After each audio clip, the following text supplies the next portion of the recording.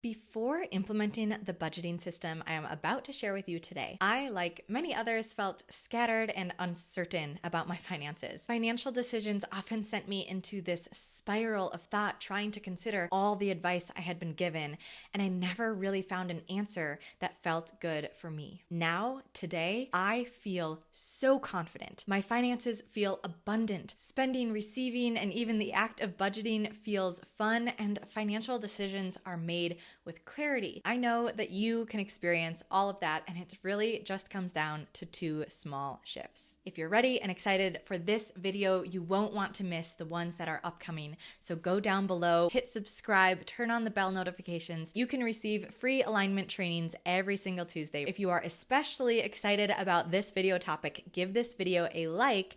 And if you want to follow along and receive the free resource that accompanies this video, then head to the blog. It's linked in the description, and that will send you your free PDF.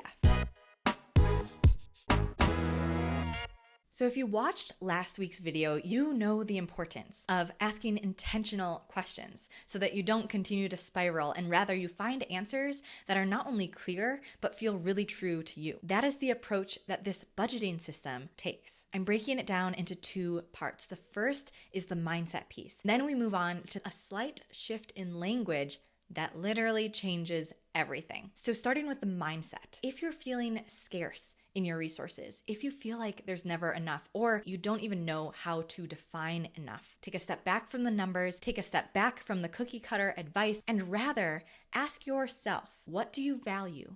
What do you care about? And what are your goals? Get clear on these things first.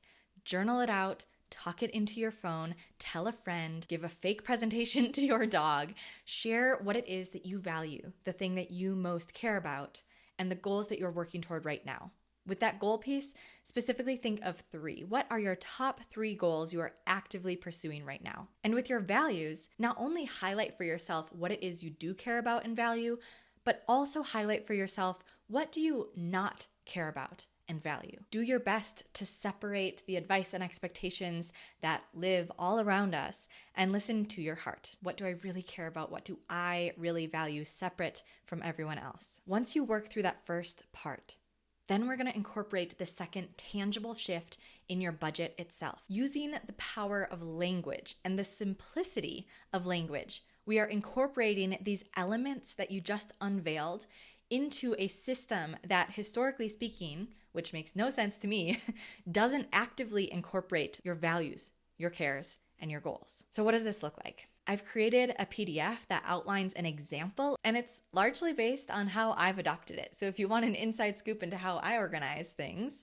you'll find it in that PDF. Instead of setting up your budget into buckets such as variable monthly expenses and savings, instead you have a well-being bucket, you have a quality of life bucket, you have a non-essential bucket, and you have the big goals bucket. Under each of those buckets, all of your lines in your budget can also be personalized. Instead of taxes, for instance, you may choose to write community support. Instead of rent or mortgage payment, you may choose to write, I freaking love this city. And what this does, what these small language shifts do, is shift your whole perception on where this money is going. These are still covering the same bases such as savings and groceries and gas. But instead of just labeling them with those simple high-level terms that don't resonate with you, we are shifting the language so that it's more meaningful and feels intentional. Along with these language shifts and perception shifts on where our money is going and why our money is going that direction, I also added one more layer to link my expenses and my budget with the feelings and the intentions I have behind them using emojis. Emojis make my budget so much more fun, and it seems silly, it seems small, but it really has made a big change. So next to fostered relationships, I have a heart, and it just evokes a different feeling rather than just reading words on a screen.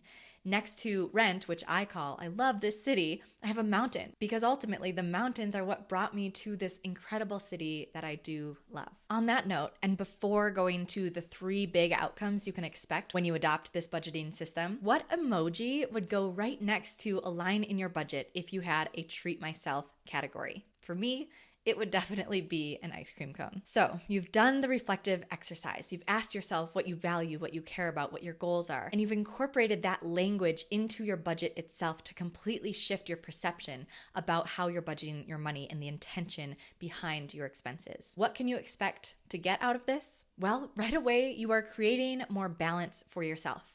If you have watched any of my other videos, you know I have a strong emphasis on both intention and action. We need both, and yet we tend to lean into one side or the other. For myself, I'm very action-oriented. And so that's why, historically speaking, before I adopted this budgeting system, I didn't feel like I had enough and I didn't feel clear about any of the why behind my budget, because I had not taken the time to incorporate intention into my budgeting. I had just adopted some cookie cutter approach advised to me by someone else. For you, maybe intention is your strong suit, and therefore you haven't really taken the time to enact a budget. Now that you have a fun system that incorporates your strength of intention, you can take action in a way that feels good and feels aligned with you. If you don't yet know whether you're intention or action oriented, take my free strengths quiz. It is linked in the description. The second outcome that comes from adopting this system is that budgeting, spending, and receiving money suddenly feels fun. It feels fun because it feels like you, and you are clear on why your money is going where, or you get clear on if money is going somewhere that you don't want it to go, and have that sense of empowerment that you can change it, either your perception or the action itself. Along the same vein, it makes decisions feel crystal clear. So I mentioned earlier, before adopting this system, my financial decisions often sent me into a spiral. One example of this is that I have always invested in a life coach or business coach or coaching of some sort. Makes sense. I am a coach. I definitely believe in this work. But when it came to investing in these services, and they're often quite expensive, I had a hard time grappling with that cost and figuring out where the heck it was going to come from. Now I have a line in my budget under my well-being bucket with that fire emoji right next to it, because I know that this type of support uplevels me both in my personal and business life. And the third outcome you can experience when you adopt this type of budgeting system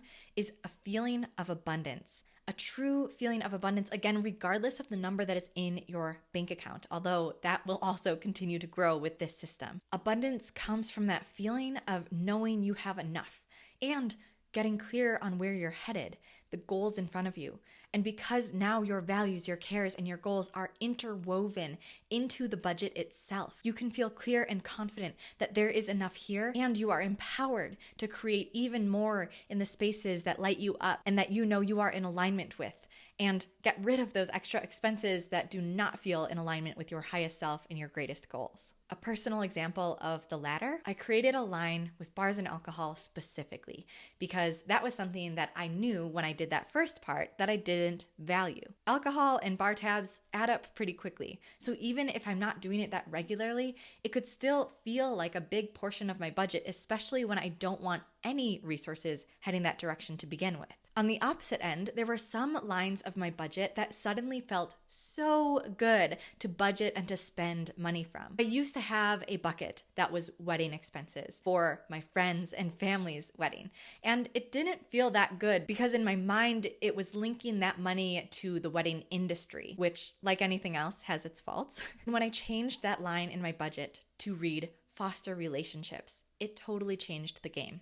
Because that's ultimately what those expenses are going toward. I'm flying myself to friends' weddings to watch the greatest day of their life, to celebrate, to reconnect with family members and friends that I haven't seen in a really long time. Suddenly, my mind was linking this money, this expense, to something that did feel in alignment with me. If you're saying heck yes to all these outcomes and this new perspective on budgeting, give this video a like. To close things out, a quick reminder that you have a free PDF available for you. It's linked in the blog in the description below, and this gives you examples of what this reworked budget might look like. It gives you examples of language shifts, emojis that I like to use, and the general structure behind an authentic budget. I mentioned my strengths quiz to learn whether you are intention or action oriented. That quiz is also linked below. Figure out your strength so that you know which one to balance as you're creating your budget. Remember to comment the emoji that you think accompanies your treat myself line. And lastly, if you want more free alignment trainings just like this, subscribe to this channel, give this video a like, and share it with a friend who is also seeking financial freedom. freedom. My name is Marin Lauka, and as a coach, author, and speaker, I empower you to get rid of those limiting beliefs and false expectations, for instance, what a budget should look like, so that you can own your potential, share your greatest impact, and experience true fulfillment. Next week, we are continuing with this work with a gorgeous client testimonial from a mompreneur. Using her testimony, you will learn what it means to run a successful small business. I'll see you then.